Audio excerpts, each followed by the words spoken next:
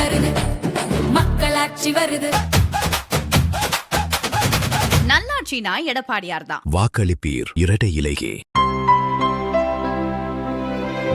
இனிமே கண்ணை மூடிட்டு கடலை எண்ணெய் வாங்கலாம்.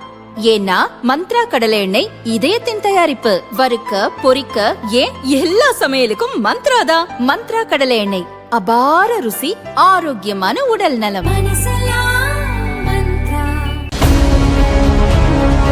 எடப்பாடி ஃபுல்லா ஃப்ரஸ்ட்ரேஷன்ல இருக்காங்க. 100% தோக்க போறோம் தெரிஞ்சு போச்சு. அவர் என்ன பேசுறதுன்னே தெரியாம ரொம்ப ஒரு கீழ்த்தரமா மூன்றாம் கட்ட அரசியல்வாதி மாதிரி பேசிட்டு இருக்காரு.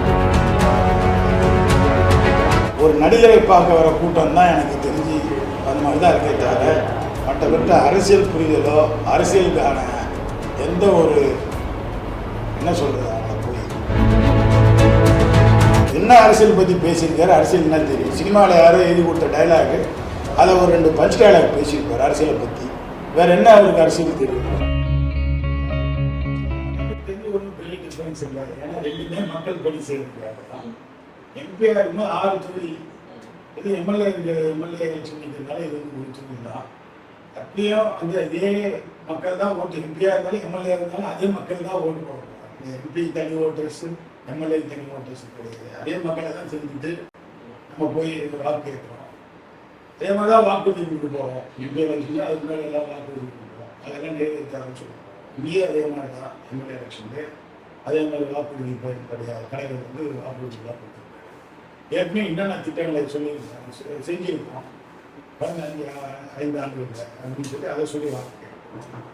அதனால எனக்கு பெரிய டிஃப்ரென்ஸ் இல்லை. என்னன்னா அது காலையில் 6 மணிலேருந்து நைட்டு 10 மணி வரைக்கும் அந்த ஏன்னா 6 தொகுதியும் கவர் பண்ணுறதுனால அது ரொம்ப கஷ்டமாக இருக்கும். இது 1 தொகுதினால கொஞ்சம் அதை விட கொஞ்சம் ஈஸியாக இருக்கும். உங்களுடைய அப்பாவுடைய தொகுதியில் இது ஒரு சந்தோஷமான ஒரு விஷயம்தான். ஏன்னா கிட்டத்தட்ட வரைக்கும் ஒரு 8 தேர்தல் 6 தேர்தலில் வெற்றி பெற்றிருக்காரு.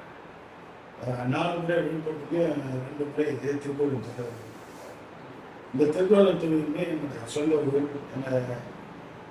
அப்பாவுக்கு தாத்தா அவங்க தாத்தா வந்து எல்லாமே இதே திருக்கோவில், இதே கீழூர். இப்போ நம்ம உட்காந்து பேசிட்டு இதே கீழூர் வீட்டில் தான் எங்கள் அப்பாவுக்கு தாத்தா வந்து எல்லாம் இந்த பாரம்பரியமான எங்கள் வீட்டில் வந்து நான். அதனால ரொம்ப சந்தோஷமா இருக்கு. நான் சின்ன வயசுலேருந்து வளர்ந்ததெல்லாம் டீ-அடையா இருக்கலாம். இங்கேருந்து ஒரு 15 கிலோமீட்டர் டீ-அடையா இருக்கலாம். சின்ன வயசுலேருந்து அங்கே விழுப்புரம் போகிறதுக்கு முன்னாடி ஸ்கூலுக்காக விழுப்புரம் போகிறதுக்கு முன்னாடி இங்கே தான் டீ-அடையா இருக்கலாம். சந்தோஷமா இருக்கு. அதே போல் இப்போ என்னுடைய அப்பா இங்கே அமைச்சராக இருக்கும்போது பல்வேறு திட்டங்களை இந்த திருக்கோவில் தொகுதியில் கொண்டு வந்திருக்காரு. கல்லூரியாக இருந்தாலும் பல உயர்மட்ட பாலங்களாக இருந்தாலும் தொடர்ந்து அமைச்சராக இருந்தாங்க. இப்போதான் இந்த 4 வருஷம் அவங்க இப்போ அது நடுவில் அந்த ஒரு வருஷம் அப்போல்லாம் ஆட்சி இருந்தாங்க. அப்போ திருக்கோயிலூர் சட்டமன்ற உறுப்பினராக விழுப்புரம் சட்டமன்ற உறுப்பினராக அமைச்சராக இருக்கும்போது கூட இங்கே திருக்கோயிலூர் தொகுதிக்கு நிறைய செஞ்சிருக்காரு. அப்பயே இங்கே பாலிடெக்னிக்லாம் கொண்டு வந்திருக்காரு. அதே போல் இங்கே திருவண்ணூர் ஆர்ட்ஸ் காலேஜ் கொண்டு வந்திருந்தார் அப்போவே.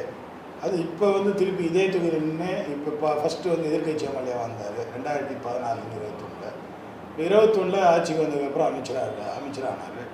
அதில் இப்போ திருக்கோயிலூர் ஒரு ஆர்ட்ஸ் காலேஜ் கொண்டு வந்திருக்காரு. பெரிய 2 டேம் கட்டியிருக்காங்க. ஏன்னா இது ஃபுல்லாகவே விவசாயம் சார்ந்த பகுதின்றதுனால இப்போ இந்த திருக்கோயிலூரில் ஒரு அணைக்கட்டு கட்டி அத்தண்டமூரில் திருக்கோயிலூர் அணைக்கட்டு கட்டியிருக்காரு. அதே போல் ஏனாதி மண்டலத்தில் எல்லிசத்திரம் அணைக்கட்டு. கிட்டத்தட்ட இதெல்லாம் ஒரு 120 கோடி இந்த மாதிரி பெரிய பெரிய டேம்கள் அணைக்கட்டு விவசாயத்துக்கு இதெல்லாம் விவசாய சார்ந்த பூமினால அதெல்லாம் கட்டியிருக்காரு. இதுமாதிரி பல்வேறு பணிகள் பல பாலங்கள் இங்கே நிறையா ஏன்னா இந்த மாதிரி அந்த தென்பெண்ணையாரெலாம் போகிறதுனால நிறைய ஊருங்கள்லாம் நிறைய நடுவில் இந்த இதில் தீவு மாதிரி ஆகிடும். அப்போ இந்த மாதிரி இந்த 2 மாதம் 3 மாதம் இந்த மழை சீசனில் இந்த மாதிரி ரெய்னி சீசனில் தண்ணி ஆற்றுல ஓடும்போது ஊர்லேருந்து வெளியிலே வர முடியாது. அந்த மாதிரி நிறையா ஊருங்கள்லாம் மாட்டிட்டு அதையெல்லாம் அந்த ஊருங்கள்லாம் வெளி உலகத்தோட வெளியிலே வர முடியாது அந்த 2 மாதம். இப்போ அந்த மாதிரிலாம் பார்த்தீங்கன்னா கிட்டத்தட்ட ஒரு 4-5 பாலம் அந்த மாதிரி பெரிய பெரிய மாரங்கியூர் அந்த மாதிரி பெரிய பெரிய ஊர்லலாம் அதாவது இந்த கிராமத்துக்கு வெளில வர்றதுக்கு பெரிய பெரிய தரைப்பா மேம்பாலம் எல்லா பொன்முடி அவங்களுடைய பீரியடில் ஓகே எல்லாமே இந்த 5 வருஷத்துலேயே இந்த நிறைய கட்டியிருக்காங்க. இன்னும் திருக்கோயிலூரை பொறுத்தவரையும் நகராட்சியாக இது பேரூராட்சியாக இப்போ நகராட்சியாக தரம் வைத்திருக்காங்க. உயர்த்தினோடு மட்டும் இங்கே உடனே நகராட்சிக்கான பெரிய கட்டிடம், பஸ் ஸ்டாண்டு எல்லாமே இங்கே இப்போ. அப்பா இந்த முறை போட்டியிடல அப்படின்னு உங்களுக்கு ஏதாவது தோணுதா? ஏன் போட்டியிடல அப்படின்னு? அது கட்சி எடுத்த முடிவு. அப்பாவும் வந்து என்ன நிற்க சொல்லிட்டாரு. அதனால் அந்த தொகுதியில் நான் நிற்கிறேன். இங்கே விஜய் ஒரு பெரிய மாநாடு நடத்தினார்ல விக்கிரவாண்டியில். ஸோ அது ஒரு பெரிய இன்ஃப்ளூயன்ஷியல் மாநாடாக இருந்துச்சு. இங்கே எப்படி தாவேகாவுடைய செல்வாக்கெலாம் எப்படி இருக்குது இந்த தேர்தலில்? செல்வாக்குன்னு ஒன்றுமே கிடையாதுங்க. ஒரு நடிகரை பார்க்க வர கூட்டம் தான் எனக்கு தெரிஞ்சு அது மாதிரி தான் இருக்கே தவிர மற்றபட்ட அரசியல் புரிதலோ அரசியலுக்கான எந்த ஒரு என்ன சொல்கிறது அவங்கள போய் அரசியல் தாக்கமோ எதுவுமே அவங்ககிட்ட கிடையாது. ஏதோ ஒரு நடிகர் பின்னாடி சுற்றிட்டு இருக்காங்க. இந்த தொகுதியில் அந்த மாதிரி எந்த தாக்கமும் எனக்கு தெரியல சார். இப்போது எம்ஜிஆர் வரும்போதும் நடிகருக்கு பின்னாடி ஒரு கூட்டம் வந்துச்சு அப்படி தானே சார் சொன்னாங்க? எம்ஜிஆர் வந்து வெறும் நடிகர் மட்டும் இல்லைங்க. எம்ஜிஆர் திராவிட முன்னேற்ற கழகத்தில் கடைசியாக அவர் பிரியும் போது என்னவாக இருந்தார்? பொருளாளராக இருந்தார்.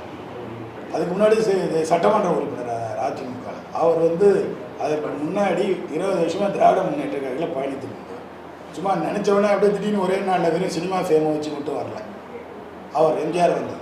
இப்போ வந்து அந்த இவருக்கு வந்து அரசியல்லாம் என்னன்னா தெரியுமா? இவர் என்ன அரசியல் பற்றி பேசியிருக்காரு, அரசியல் என்ன தெரியும்? சினிமாவில் யாரோ எழுதி கொடுத்த டைலாகு அதை ஒரு 2 பஞ்ச் டைலாக் பேசியிருப்பார் அரசியலை பற்றி. வேறு என்ன அவருக்கு அரசியல் தெரியும்? இப்போ பிரச்சாரம் நடந்துகிட்ருக்கு. காலையிலேருந்து நைட் வரைக்கும் நாங்கள்லாம் பிரச்சாரம் போகிறோம். எங்கள் தலைவர் 73 வயசில் ஒவ்வொரு மாவட்டமாக போய் பிரச்சாரம் பண்ணிகிட்டு இருக்காரு. எங்கள் இளம் தலைவர் பார்த்தீங்கன்னா காலையிலேருந்து நைட் வரைக்கும் பிரச்சாரம் பண்ணிகிட்டு இருக்காரு. எல்லா தொகுதிக்கு வராரு. இப்போ இங்கேயே வர போகிறாரு. அவர் என்ன பிரச்சாரம் பண்ணுறாருன்னே தெரியல. திடீர்னு ஒரு நாள் பிரச்சாரன்றாங்க, அடுத்தது பார்த்தா 4 நாள் இல்லைன்றாங்க. பர்மிஷன் கொடுத்தாலும் வேணான்ட்டு அவர் போய் படுத்துக்கிறாருன்றாங்க. இதெல்லாம் வந்து ஒரு அரசியல் தான் சொல்லுங்கள். இப்போ கூட தேர்தல் சமயத்தில் கூட வெளில வராத ஒரு அரசியல்வாதி என்ன பண்ணுறது? கேட்கும்போது பெர்மிஷன் கொடுக்கல அப்படின்னு தானே டெய்லி வந்துட்டு தானே இருக்குது. பர்மிஷன் கொடுத்ததே அவங்க கேன்சல் பண்ணுறாங்க, வேணான்னு சொல்கிறாங்கன்னு சொல்கிறாங்க. சரி சார், ஒரு நாள் வெளில வந்தாருன்னா 5 நாள் உள்ளே போய் ஏற்படுத்துக்கிறாரு, 4 நாள் உள்ளே போயிருக்காரு. சார் இப்போது அமித்ஷா கூட எடப்பாடி வீட்டில் வந்து சாப்பிட்டுட்டு போகிறாரு தேர்தலோட. பியூஷ் கோயல் வராங்க, எல்லோரும் இருக்காங்க. ஆனால் காங்கிரஸில் ராகுல் காந்தி ஒரு முறை கூட ஸ்டாலின் பார்க்குறதுக்கு வரல, கூட்டணி முடிவான பிறகு வரல, ஒரு முறை கூட பிரச்சாரத்துக்கு வரல. அப்படிங்கும்போது அங்கே தான் ரிட்டர்ன் வராங்க. காங்கிரஸ் வந்து இங்கே யாருமே வரலையே சார் தேசிய தலைவர். நேற்று கூட DK சிவகுமார் வந்திருக்காரு. சென்னையில் நீங்கள் பார்த்துருப்பீங்க. அவர் ராகுலோட பிரதிநிதியாக தான் நேற்று வந்திருக்காரு. DK சிவகுமார் சென்னையில் நேற்று மீட்டிங் நடந்ததுல எங்கள் தலைவரும் அவரும் ஒன்றா தான் அந்த மீட்டிங்கில் கலந்துருக்காங்க. அவங்க பேசியிருக்காங்க. அவரும் ராகுல் காந்தி வர்றதுக்கான வாய்ப்பு இருக்குதுன்னு நினைக்கிறேன். பொலிட்டிக்கலி இந்த விழுப்புரம் மாவட்டத்தை பொறுத்த வரைக்கும் ஒரு ஆன்டி பிஜேபி ஸ்டாண்ட் எடுக்கிறது ஒரு சரியான விஷயமா இருக்குமா? அதிமுகவுக்கு எதிராக பிரச்சார வியூகம் சரியா இருக்குதா?